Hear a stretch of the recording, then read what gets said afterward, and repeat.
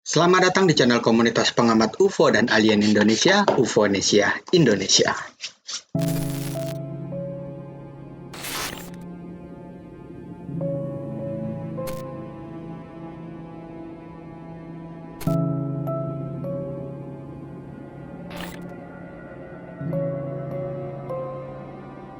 Sahabat UFO, percaya peri? Iya, peri. Itu loh istilah yang sering digunakan di cerita rakyat, dongeng, atau fiksi untuk menggambarkan makhluk terbang kecil yang memiliki kekuatan gaib dan kadang suka ikut campur urusan manusia. Seperti yang gue sering sampaikan di berbagai video.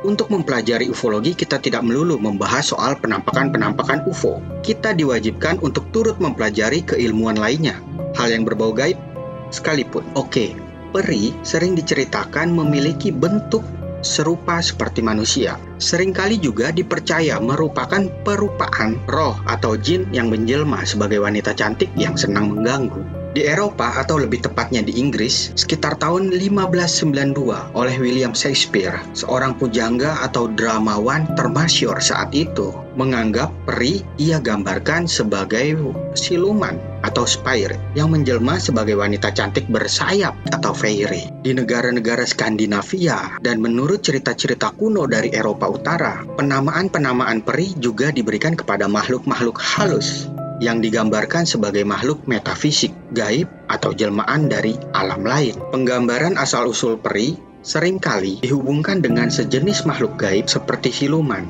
yang seringkali berasal dari daerah-daerah pegunungan. Namun dalam beberapa perkembangannya, peri digambarkan sebagai makhluk kecil yang tidur di atas bunga, tinggal di hutan dan menjaga pohon-pohon sehingga disebut sebagai peri hutan, ataupun tinggal di rumah bersama dengan manusia. Seperti tokoh peri rumah yang sering digambarkan di kisah Harry Potter. Di video kali ini, gue akan sedikit merangkum tulisan dari Dora van Gelder, seseorang yang lahir dengan kemampuan clairvoyance, cenayangan atau bisa dibilang ilmu tentang keterawangan. Tulisan Dora van Gelder pernah gue tulis ulang dan gue posting di web blognya UFOnesia Indonesia pada tahun 2008.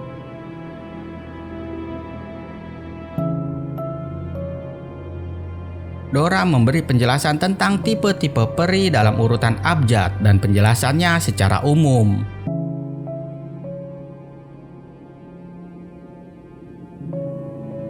Simak baik-baik. Osiris. Kecil, lembut, peri laki-laki, tidak bisa terkena sinar matahari langsung. Bila terkena, mereka akan meleburkan diri dalam kolam. Banshee. Peri wanita merupakan jiwa yang melekat pada keluarga-keluarga tertentu. Ketika seorang anggota keluarga mendekati ajalnya, keluarga itu akan mendengar Banshee menangis, tapi tidak selalu menakutkan. Brownies. Umumnya senang berada di sekitar manusia dan pekarangan rumah, bersahabat dan benar-benar membantu. Dryad. Mereka adalah jiwa yang menghuni pohon-pohon, khususnya pohon oaks. Elves. Nama lain dari pasukan peri. Mereka dibagi lagi menjadi Seelie dan Unseelie.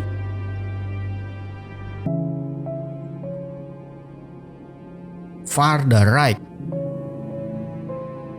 Secara praktis merupakan badut alam yang mengerikan. Mereka merubah wajahnya menjadi siapapun yang diinginkannya.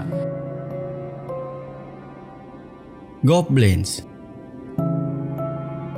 adalah nama yang digunakan bagi spesies peri yang buruk, tubuhnya kecil dan jahat, dan biasanya bergerombol karena akan kehilangan kemampuannya jika bertindak sendirian. Mereka biasanya dikendalikan oleh sebuah mage untuk maksud-maksud jahat. Hobgoblins biasanya merupakan nama untuk makhluk kecil yang aneh, namun bersahabat, biasa kita sebut sebagai kurcaci.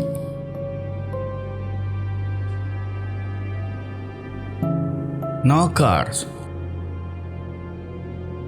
Ruh daerah pertambangan yang bersahabat dengan para penambang. Mereka memberitahu para penambang dengan cara mengetuk lapisan biji yang penuh kandungan logamnya.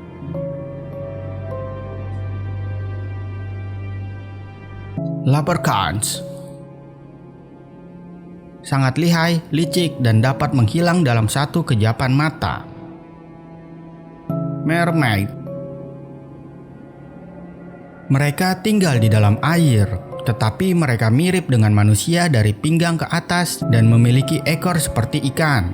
Mereka sangat menarik sekali sehingga memikat para nelayan-nelayan untuk menuju kematian.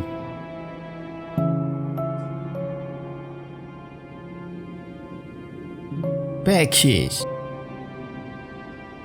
sering berwujud landak. Mereka peri yang jahat yang senang mempermainkan manusia dan bangsa peri lainnya.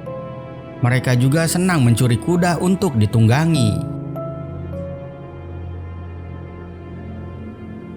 Redcap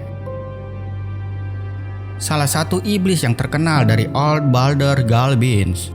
Dia tinggal di reruntuhan menara atau kastil-kastil, terutama yang memiliki sejarah kejahatan. Dia mewarnai topinya dengan darah manusia.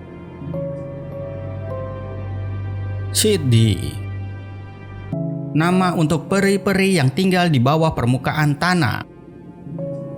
Sebuah gundukan kuburan tua atau bukit kecil yang mempunyai pintu menuju kerajaan peri bawah tanah yang indah. Trolls tidak suka terkena sinar matahari. Mereka sering melakukan tarian-tarian bagian potongan telinga yang aneh yang disebut hanking. Eurex merupakan peri terpencil yang sering mendiami kolam-kolam sepi. Dia akan sering menampakkan diri kepada rombongan-rombongan manusia. Kemunculan Eurex yang aneh dan menyeramkan merupakan cara yang sering dilakukannya. Water fairies adalah penyedia makanan bagi tanaman-tanaman pengambil kehidupan. Mereka mengkombinasikan kecantikan dengan pengkhianatan dan kematian. Mereka biasa menjadi teman atau lawan. Gimana? Pernah melihat atau bertemu salah satu dari mereka? Gua tunggu di kolom komentar. Salam sahabat peri. Sahabat UFO.